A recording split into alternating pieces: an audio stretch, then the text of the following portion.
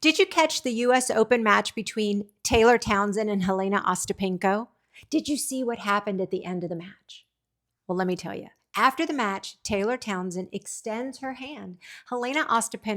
Ostapenko takes it and then immediately turns away. What should have been a simple handshake turned into finger-pointing insults and boos from the crowd. But here's what most people missed. This moment wasn't just about tennis etiquette. It was about presence. It was about composure. And it was about what happens when you lose emotional control on the world stage. So let's break it down through the lens of body language, the lens of psychology, and through my SOAR framework. So here's the context. Townsend had just defeated Ostapenko in straight sets at the US Open. The tension, it came from a single net cord point where the ball clips the net and still drops in play. And it's not against the rules, but it's tennis etiquette that the player who benefits is expected to acknowledge it.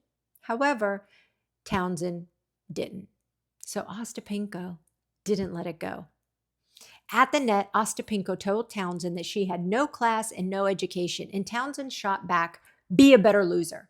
The crowd sided with Townsend, booing Ostapenko. Now, let's rewind and look at what really happened, signal by signal, gesture by gesture. Now watch this closely.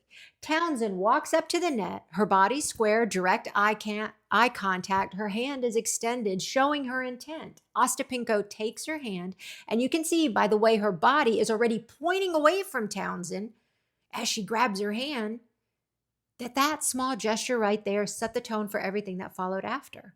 Her body language said, "You know what? I'm done with you."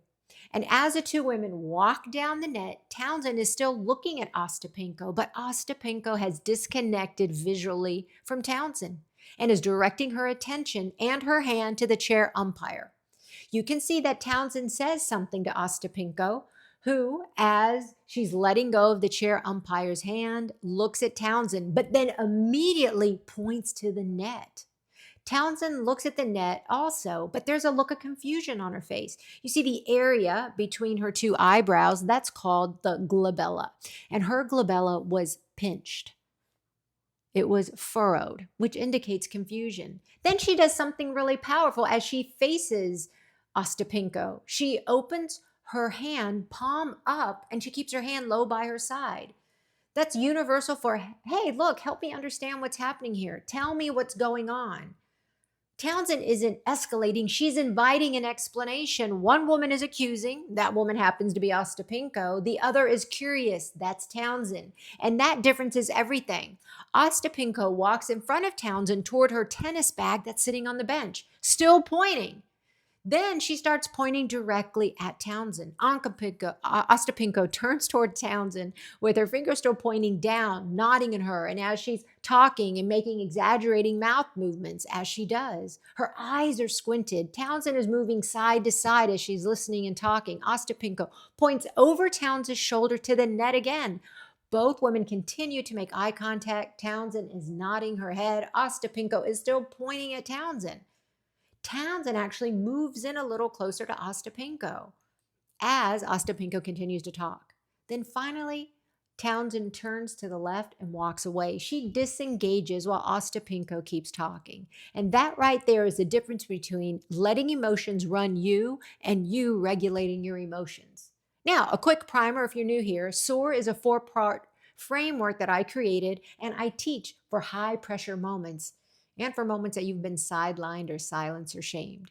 It helps you move from automatic reactions to intentional responses so you protect your credibility and your calm. So the S is your shift in mindset. And that means you choose the story that keeps you steady. You could ask, what else could this mean, instead of thinking that this is a personal attack.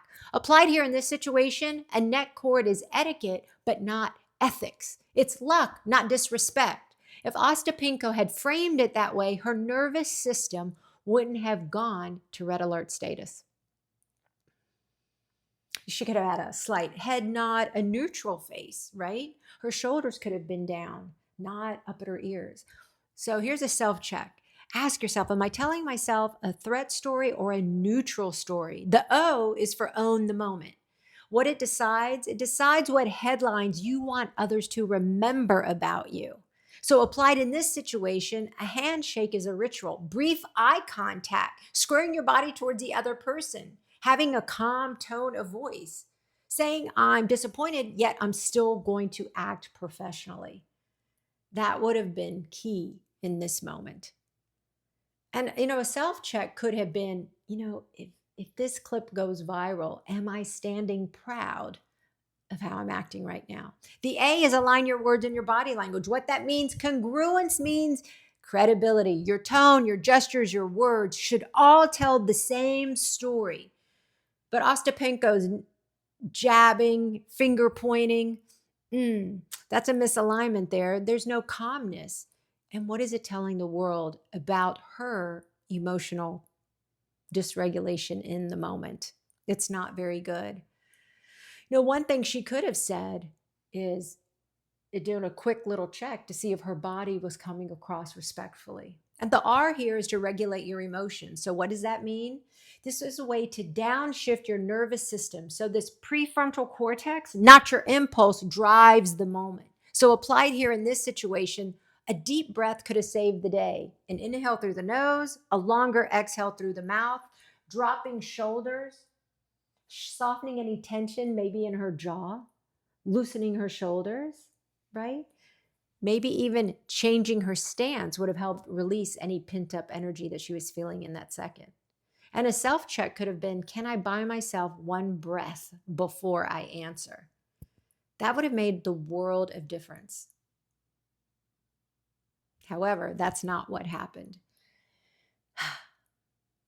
So when you soar, you just don't avoid a blow up. You keep your reputation intact. And in this clip, there is a difference between Townsend's composure and Ostapenko's spiral. Because at the end of the day, Ostapenko lost more than a match. She lost credibility. In Townsend, she gained it. And not just for her play, but for her composure in the face of confrontation. And that's the lesson here for all of us. You don't always control what happens, but you can always control how you choose to respond. And when you do that, you soar. If you found this breakdown helpful, hit subscribe. On this channel, I decode body language, psychology, and emotional intelligence in the moments that matter most, whether it's in a courtroom, whether it's in your kitchen, the boardroom, and yes, even the tennis court. I'm Blanca Cobb, body language expert with a master's degree in psychology. If you liked this video, hit like, follow, subscribe, share this video, and I will see you in the next one.